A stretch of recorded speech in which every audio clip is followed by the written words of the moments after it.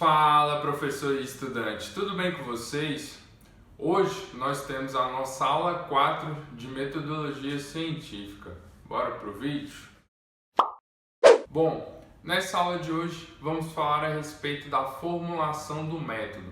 Vamos entender como é que se descreve instrumentos, participantes, procedimentos e assim sucessivamente. Então, bora para a tela do computador? Vamos para a nossa aula 4, vamos falar a respeito da formulação do método. Meus objetivos nessa aula é fazer com que vocês consigam entender a formulação aí dos participantes, instrumentos, procedimentos, delineamentos e análises, tá bom? Aprender e entender. Bom, temos que ter em mente que o objetivo da sessão do método, metodologia, materiais e métodos, enfim, como queiram chamar, é explicar como o estudo foi conduzido. Ou seja, se eu pegar um outro pesquisador e entregar os seus materiais e métodos para ele, ele deve ser capaz de reproduzir o seu estudo.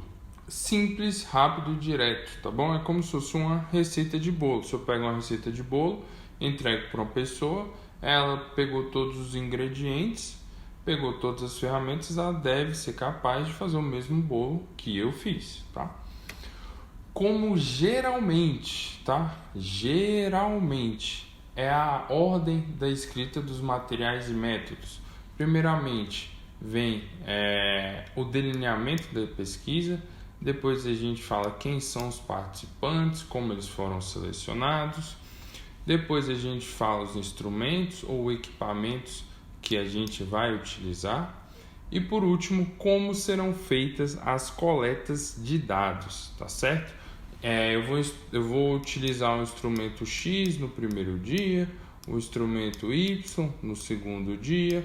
Entre o primeiro e o segundo dia eu vou dar um descanso de 24 horas ou de 48 horas, ou não vai ter descanso, tá? Aqui eu vou explicar tudo. Geralmente é nessa ordem, tá certo, pessoal? Aí isso varia do tipo de estudo, da área da pessoa, tá bom? Mas geralmente coloque nessa ordem que vocês não vão se arrepender. Bom, e com relação aos detalhes metodológicos, tá bom? A gente tem que ter em mente o seguinte: por mais que eu tenha falado que tem que ser como uma receita de bolo, se eu escrevo a receita de bolo, dou para uma pessoa e essa pessoa tem que ser capaz de reproduzir, a gente tem que ter em mente que nem tudo vai dar para pôr ali no artigo ou no TCC, tá bom? Então muito cuidado com isso, mas quanto mais robusta a descrição, melhor. Aí obviamente, se tem um protocolo que já é muito utilizado de um equipamento X, então você vai colocar lá: o equipamento X foi utilizado tal dia, utilizando o protocolo da pessoa Y, tá certo?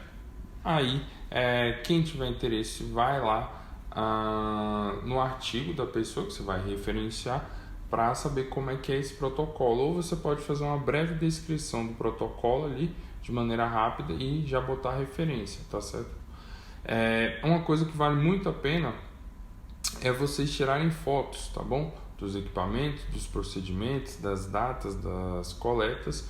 E aí, onde é que vocês vão botar isso? Nos elementos extras. Nesse caso, se vocês estiverem colocando as fotos, vocês vão colocar ali nos apêndices, tá? Agora, tem lá um questionário que vocês vão utilizar. E vocês têm que falar de como é a pontuação para quem é alfabetizado e para quem não é alfabetizado, tá? Não foram vocês que montaram o questionário, então vocês vão colocar esse questionário nos anexos, ao invés de fazer a descrição completa dele lá na seção de materiais e métodos, ou colocar a foto dele lá. Então vocês podem fazer uma breve descrição ou só falar que foi utilizado o questionário X e botar a referência. E aí lá nos anexos vocês vão colocar os questionários ou o questionário, tá bom? Então, por mais que você tenha que realizar uma descrição robusta, muito cuidado para não ficar muito longa e muito entediante, tá? E aí, todos os elementos extras vão ou para apêndices ou para anexos. Os apêndices são elaborados por você, autor. Os anexos não são elaborados por você, autor, tá?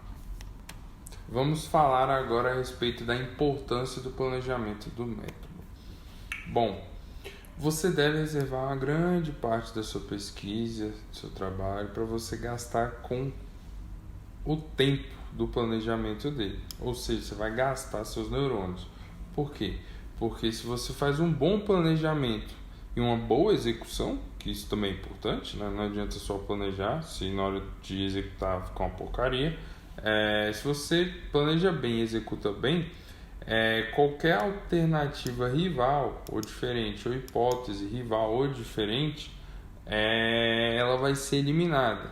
E aquilo que você se propôs a fazer no objetivo do seu trabalho e você colocou sua hipótese embaixo do seu objetivo, vai ser aqui irá explicar os seus resultados e não uma outra hipótese ou uma outra alternativa, tá bom? Então, gaste bastante tempo planejando o seu trabalho, tá bom? Para depois você não se arrepender. Como sugestão, após você ter estudado, desenhado, planejado, mostre para pessoas ali da sua faculdade, mas que não são da sua área. Por quê? Porque essas outras pessoas podem fornecer insights preciosos para você ou abrir seus olhos para algo que você tenha deixado passar. E aí, um exemplo descontraído para a gente que o livro traz é o seguinte: à medida que o número do sapato dos alunos aumenta, o desempenho em matemática deles aumenta, tá bom? Então a gente pode pensar, nossa, então é só comprar sapatos maiores ou esperar os meninos crescerem que o desempenho em matemática deles vai aumentar. E não, primeiro que correlação não quer dizer causa e efeito, tá bom? E segundo, se eu tenho um aluno aqui na primeira série, eu comparo o aluno aqui da quinta série e dou a mesma prova de matemática para eles, na média, tá bom? Os alunos da quinta série terão melhores notas, tá bom? No caso aqui. Então, à medida que o tamanho do calçado aumenta, as notas em matemática também aumentam, tá bom? Isso aqui, obviamente, é só para a gente dar uma descontraída. Vamos ver agora 2 princípios do planejamento de experimentos. Bom, os 2 princípios são menos é mais e simples é melhor, tá? Vamos interpretar isso, vamos entender isso. Bom, primeira coisa, planejar estudos complexos. O que são esses estudos complexos? Você tem aí 3, 4 variáveis independentes, mais 5 variáveis dependentes, enfim, cara, isso para fazer análise estatística vai dar um trabalho, para você conseguir controlar essas variáveis vai dar um trabalho enorme, tá bom? Provavelmente vai ter falha metodológica no seu estudo, então diminua a quantidade de variáveis, seja dependente ou independente, tá? Depois, tem muita gente por aí que faz o experimento e bota lá a variável A, a variável B e a variável C. Beleza, essas são as 3 variáveis que com certeza ele vai achar algum resultado baseado na teoria. E aí, ele depois de conversar com uma pessoa ou com outra, decidiu botar a variável D. Só que a variável D não tem tanta comprovação a respeito dela, ou não tem nenhuma, tá bom? E aí o indivíduo vai pôr a variável D só para ver o que acontece. Cara, tempo jogado fora, tanto seu quanto das pessoas que vão te ajudar a coletar os dados, para rodar análise estatística, para interpretar esses dados, para ver o que vai acontecer. Cara, isso é desperdício, tá bom? De tempo e de dinheiro. Então, não faça isso, tá bom? Isso eu vejo acontecer demais. Vamos pôr aqui a variável D só para ver de qual que é. Não cometam esse erro.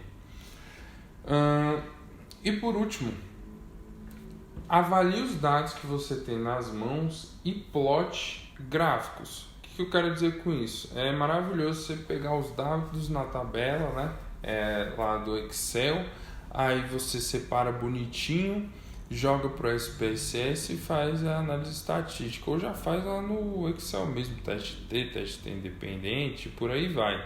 Só que existem comportamentos das variáveis que elas podem ser vistas por meio de gráficos, tá bom? E que às vezes não aparecem nas análises estatísticas, tá? Então, muito cuidado com isso. Eu sugiro sempre, antes de rodar qualquer estatística, você tem as 3 variáveis aqui, A, B e C. Cara, monta um gráfico para cada uma dessas variáveis, tá bom? Eu tenho a variável A, B e C para o grupo X e para o grupo Y. O que eu faço? Você vai montar um gráfico geral, A, B e C, para os 2 grupos juntos, e depois você vai montar um gráfico A, B e C para o grupo X e um gráfico A, B e C para o grupo Y, tá? Roda esse gráfico, espelha na sua tela, analisa esse gráfico, vê o que esse gráfico está te dizendo, o comportamento dos dados, tá bom? E com isso você melhora o entendimento e a interpretação dos seus dados, tá bem? Então, 2 princípios que vocês devem ter em mente: menos é mais e simples é melhor. Bom, vamos falar agora a respeito da descrição dos participantes. Nessa parte, você deve descrever como e por que os participantes foram selecionados para a sua pesquisa e quais são as características pertinentes daqueles participantes para o estudo. Por exemplo, no meu estudo do meu mestrado, eu tive que, além de descrever peso, estatura, eu tive que também selecionar ali indivíduos com a doença de Parkinson, tá bom? Além de outros critérios de exclusão e inclusão, tá? É só um exemplo. Também vocês devem informar o número exato de participantes e, caso tenha desistência, vocês devem também registrar isso e escrever o porquê dessa desistência, tá bom? Muitas das vezes as pessoas ficam com medo de esconder esse tipo de erro, né? Vamos pôr assim entre aspas, mas é sempre bom a gente ver esses erros e aprender com eles. No caso, se vocês perderem um participante na pesquisa de vocês, escrevam do lado, porque pessoas que irão realizar TCCs no futuro ou escrever algum artigo no futuro e vão utilizar o TCC de vocês, no planejamento do artigo ou do TCC dessas pessoas, elas vão ver o seu erro e, a partir do seu erro, elas não vão repetir, para não ter evasão de participantes nos experimentos dessas pessoas, tá bom? Então, é importante que vocês sejam claros e honestos com o trabalho de vocês, tá bom? Além disso, quando vocês forem selecionar os participantes, muito cuidado com as pessoas que vocês vão selecionar. Coloquem lá nos critérios de inclusão e exclusão pessoas que vão responder ao tratamento. Por exemplo, se eu quero ver se determinado tipo de treino pliométrico, lá, a ordem dos exercícios, vai melhorar o salto vertical de algumas pessoas, eu não vou pegar lá os jogadores top de linha da NBA, tá bom? Por quê? Porque provavelmente aquela ordem dos exercícios, só mudar o X por Y ali, não vai surtir grande efeito nos atletas de elite, tá bom? Mas veja bem, eu não estou falando para vocês manipularem a amostra de vocês. Eu só estou falando para vocês fazerem uma boa delimitação. Por exemplo, se eu pego lá os indivíduos para ver um tipo de treinamento novo. Não precisa ser pliométrico, tá bom? Vejam bem, se eu pegar alguns indivíduos para ver um novo tipo de treino que gera uma hipertrofia rápida, tá bom? É mais fácil eu ter uma resposta em indivíduos iniciantes ou indivíduos avançados? Obviamente que indivíduos iniciantes, tá bom? Porque a resposta aos estímulos desses indivíduos são melhores e maiores, tá certo? Agora, se eu pegar ali um Ronnie Coleman da vida, um Phil Heath, enfim, pessoas top de linha, provavelmente eu não vou ter um resultado igual eu teria em indivíduos iniciantes, tá? Vale reforçar, não estou falando para vocês manipularem a amostra de vocês, eu só estou falando para vocês quebrarem a cabeça para fazer um bom delineamento, tá bom? E por último aqui, se vocês forem mexer aí com os seres humanos, tá bom? A gente tem um comitê de ética, vocês têm que aprovar o trabalho de vocês no comitê de ética da faculdade de vocês, e tem um comitê de ética também, caso vocês forem utilizar animais, ratinhos, etc. Tá bom? Então procure saber como é que funciona o comitê de ética da sua faculdade e os documentos. E na hora de descrever as características dos participantes, quem vai ditar quais características são interessantes ou não é o tipo de pesquisa. Por quê? Ora, aqui a gente tem um exemplo. O VO2 é importante para o estudo de fisiologia, com certeza, então tem que ter a descrição do VO2 dos participantes. Mas não para um estudo sobre equipamentos usados por crianças em parques infantis. Ou seja, se o indivíduo gostou ou não do equipamento, então ele marca ali de 0 a 10, tá bom? A criança, sendo 0 não gostou e 10 sendo que gostou muito, tá bom? Que diferença vai fazer no estudo eu descrever o VO2 das crianças? Simplesmente nenhum, tá bom? Então, muito cuidado com isso. A gente tem um exemplo na nossa área aqui, da educação física, com um negocinho chamado IMC, tá? Tem muita pesquisa por aí publicada que os autores colocam IMC dos indivíduos. Só que essa medida do IMC não serve para nada naquele estudo, tá bom? Só para encher linguiça, tem uma variável a mais ali, tá? Mas quando você vai ver, beleza, o IMC serviu para quê? Aqui na variável X ou na variável Y, ou para entender o resultado como um todo? Na maioria das vezes não serve de nada, tá bom? Então, muito cuidado com isso. Vamos falar agora a respeito da descrição dos instrumentos. Bom, vocês devem levar em consideração essas perguntas para a seleção dos testes e dos instrumentos, tá? Sugiro vocês levarem em consideração todas elas, pois, por exemplo, a última pergunta aqui trata-se da disposição dos participantes, tá? A gente não está vendo o equipamento ou o teste em si, mas sim se o participante está afim de participar, né? Ou o sujeito está afim de participar, enfim. E se não tiver, não tem pesquisa, tá bom? Então vamos lá. Qual que é a validade e a confiabilidade das medidas desse teste ou desse instrumento? Ele realmente mede aquilo que ele se propôs a medir e ele é realmente confiável? Depois, é muito difícil manusear esse equipamento ou esse teste ou esse questionário? Essa pergunta aqui vale ressaltar o seguinte: quando a gente está fazendo uma bateria de coleta de dados, então aí você vai ter 4, 3, 5 pessoas coletando aí dados, e aí obviamente você vai treinar elas para todas elas coletarem de forma padronizada. Só que imagina que é muito difícil ter obtenção da medida de um instrumento X, então provavelmente não vai ficar tão legal assim a sua coleta de dados. Depois, você tem acesso aos equipamentos? porque uma coisa que nem eu citei no vídeo anterior, tem o dinamômetro isocinético, tá bom? O equipamento custa 300, 400 mil reais, por mais que você queira utilizar ele, às vezes no seu laboratório não tem, e aí você tem que ir para o plano B, para o plano C, tá?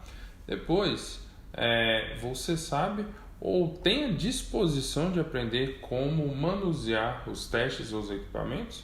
Porque, mais uma vez, utilizando o exemplo do dinamômetro isocinético das aulas anteriores, não adianta nada ter um equipamento que ele é válido, confiável, ele está disponível para utilização no seu laboratório, mas você não sabe mexer nele, não tem ninguém para te ensinar. Então, vai ter que ir para o plano B e plano C.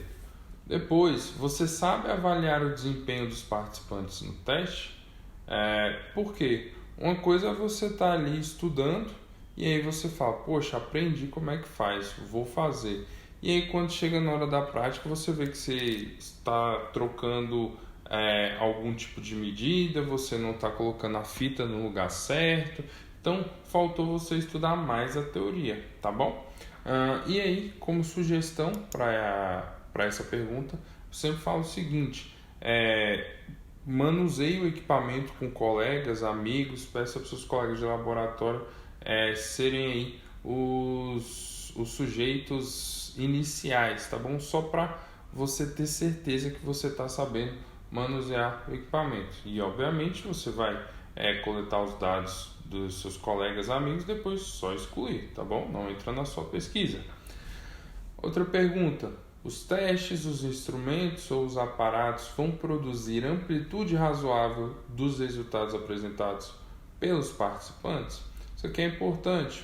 Por quê? Porque nem todo teste que você selecionar vai ser possível aí avaliar toda a sua amostra. Por exemplo, a gente tem um teste chamado de 1RM, tá bom? Na área de força. E a gente pode fazer ele no supino reto, tá bom? Só a barra olímpica pesa 18 quilos. Então, se eu for pegar uma população idosa, talvez aí acima de 80 anos e sedentária, provavelmente só a barra vai ser difícil para os idosos levantarem, tá bom? Agora, se fosse para jovens saudáveis, mesmo sendo sedentários, talvez só a barra seria tranquilo, tá bom? Então, muito cuidado com isso. E por último, a pergunta que eu falei no início é o seguinte: será que os participantes vão topar participar da sua pesquisa devido a um teste X ou a um teste Y, tá? Por exemplo, na minha pesquisa, eu tive uma dor de cabeça devido à utilização do dinamômetro isocinético. Por quê? Porque os idosos com Parkinson, após realizar o teste de força lá, eles ficavam doloridos por 2, 3, às vezes 4 dias. Então, eles não gostavam muito desse equipamento, tá? E aí teve que sentar, rolar aquela conversa, explicar X, explicar Y, tá bom? Por que tinha que ser aquele equipamento e não outro. Então, pense nisso também. Vamos falar agora a respeito da descrição dos procedimentos. Essa parte deve descrever como a gente conseguiu coletar os dados, tá bom? Incluindo todos os procedimentos. Então, o indivíduo chegou e tinham 3 testes para ele fazer: X, Y e Z. Então, qual que ele fez primeiro? Ele fez primeiro o X, depois o Y e depois o Z. Ou tanto faz a ordem, então poderia ser de forma aleatória, tá bom? Esse é um dos exemplos, vocês devem especificar tudo. Ou então, por exemplo, ele ia para o primeiro dia no laboratório, descansava 24 horas, ia para o segundo dia, mais 24 horas de descanso, e terceiro dia. E em cada dia ele fez um tipo de teste, tá? Então tem que estar tudo descrito. E na hora de realizar o planejamento dos procedimentos, considere aqui esses pontos que eu vou falar para vocês, tá? Com relação à coleta de dados, vocês têm que pensar quando essa coleta vai ser feita, tanto o dia quanto o período, tá bom? Se é de manhã, à tarde ou à noite. O local onde ela vai ser feita, tá? Vai ser num local aberto ou numa sala reservada. E quanto tempo vai demorar essa coleta? E aí a gente está falando de um teste, né? Teste X, ou de vários testes X, Y e Z, tá bom? Pense em cada teste individualmente e depois nos 3 testes em conjunto, tá? Quando você estiver aí rodando estudos quase experimentais ou experimentais, vocês devem levar esses pontos em consideração. Por quanto tempo vai rolar o experimento? Porque, por exemplo, se o experimento durar 6 meses, dependendo do experimento, a sua amostra vai ser bem reduzida, ou você pode ter uma perda amostral muito grande, tá bom? Qual vai ser a intensidade? Vai botar exercício? Se sim, qual a intensidade? Moderada, fraca ou alta, tá bom? E qual a frequência? 1 vez na semana, 2 vezes na semana, enfim, isso tem que estar bem planejado. E por último, você deve levar em consideração o seguinte: como será determinada a adesão dos participantes aos tratamentos? Ou, em outras palavras, como você vai evitar a perda amostral. A gente sabe aí, já existem estudos publicados que você vai perder aproximadamente 20% da sua amostra. Então, quando a gente faz um cálculo amostral, a gente sempre adiciona 20%, tá bom? Se perder, a gente já está com a margem. Se não perder, bem, a gente está com mais do que o necessário, tá? E como é que a gente tem certeza se está tudo rodando direitinho? Quando, aonde, por quanto tempo, intensidade, frequência e a minha estratégia? Como é que eu sei que tudo vai funcionar? Simples, faça um piloto, tá bom? Faça um piloto de todos os procedimentos, tá? Então pega um amigo seu do laboratório e faz o teste com ele no primeiro dia, no segundo dia e no terceiro dia, ou na ordem: primeiro teste, segundo teste, terceiro teste, tá bom? Vê quanto tempo demorou, aí considera a sua amostra. Por exemplo, seu amigo tem lá 30 anos, sua amostra é uma amostra de pessoas idosas, então bota aí mais ou menos uns 5 minutos extra em cada teste e mais uns 5 minutos de chegada extra e 5 minutos de chegada na saída. Por quê? Porque idoso gosta muito de conversar, tá bom? E idoso, devido ao processo degenerativo, pode se locomover aí, com um pouco mais de lentidão, tá bom? Então, planeje isso, pegue um amigo seu, faça um piloto e veja se está tudo se encaixando do jeito que deveria, para você fazer uma construção sólida, tá certo? E muito cuidado na escolha dos instrumentos, que não eu falei anteriormente, e dos procedimentos, tá bom? Às vezes, você escolheu um determinado tipo de instrumento e ele não necessariamente vai medir aquilo que ele se propôs a medir, ou as medidas serão diferentes, tá bom? Aqui a gente tem um exemplo desse estudo aqui publicado em 2017, que ele comparou o IPAC, um questionário, com os outros 2 questionários de atividade física com o acelerômetro. Então, basicamente, tá bom, pessoal? Eles viram o seguinte: eu vou setar 3 categorias só para ficar mais didático, tá bom? Se o indivíduo ele era sedentário, moderadamente ativo e ativo. Lembrando que eram mais classificações, mas eu vou setar as 3 aqui só para ficar didático. Então, ele viu aqui se o IPAC media se o indivíduo era sedentário, moderadamente ativo ou ativo. Os outros 2 questionários a mesma coisa. E a quantidade de passos ali que o indivíduo dava classificava ele em sedentário, moderadamente ativo ou ativo, tá bom? E os autores viram aqui que as coisas não são bem assim. Por exemplo, o tempo ali porque o indivíduo era considerado sedentário, o tempo de prática de atividade física, né, reportado aqui pelo IPAC, foi subestimado, tá bom? quando comparado ali ao acelerômetro. Então, muito cuidado com isso, pessoal. Se vocês forem pegar, por exemplo, um questionário que vai medir alguma coisa que vocês querem, procurem aí por artigos que nem esse aqui, que verificaram aí a comparação de 3, 4 questionários, e aí tomem a melhor decisão do melhor questionário baseado nos artigos científicos recentes, tá bem?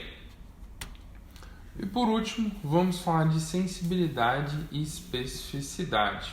São termos mais utilizados na área da epidemiologia, mas eu acredito que seja interessante trazermos aqui para debate. E quando eu me refiro à sensibilidade, estou dizendo que é a capacidade que um teste X tem de detectar os indivíduos verdadeiramente positivos, tá bom?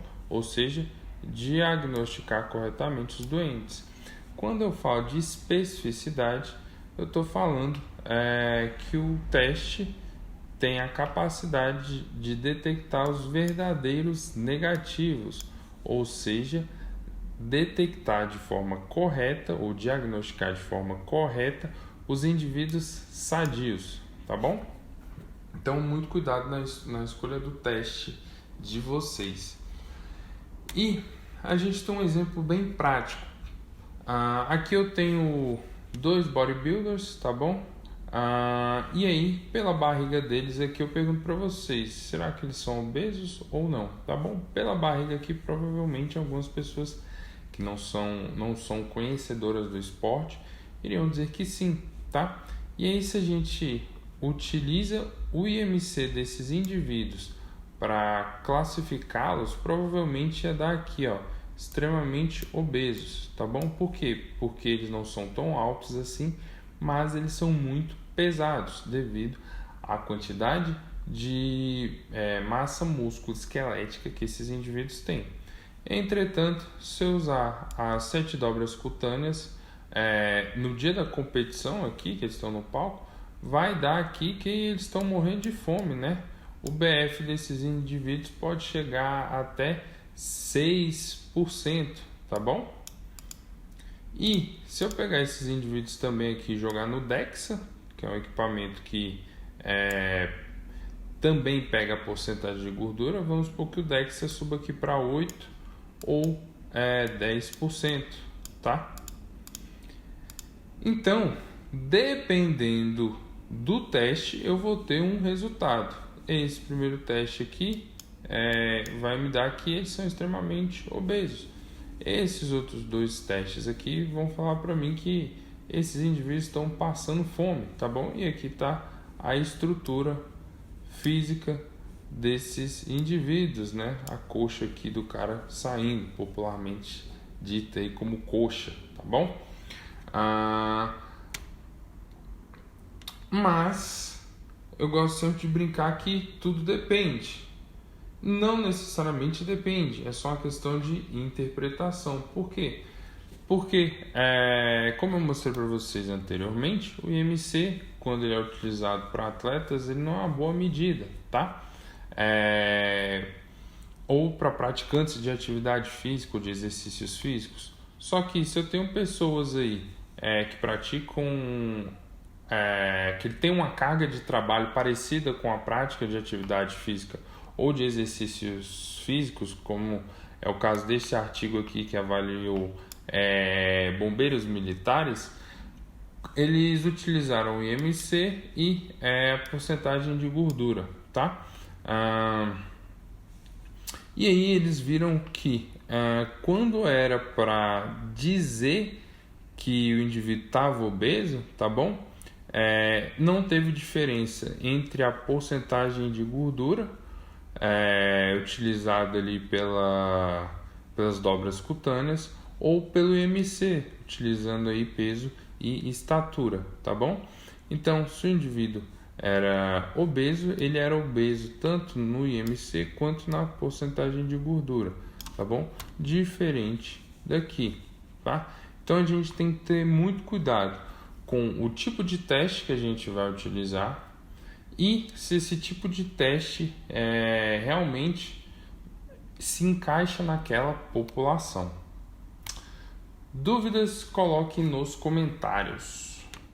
E aí, professor e estudante, gostou desse vídeo? Se sim, curte aqui embaixo. Se você acha que esse vídeo vai ser importante para alguma pessoa, compartilha com ela e deixe aqui nos comentários quais outras aulas a respeito de metodologia científica vocês querem. Valeu!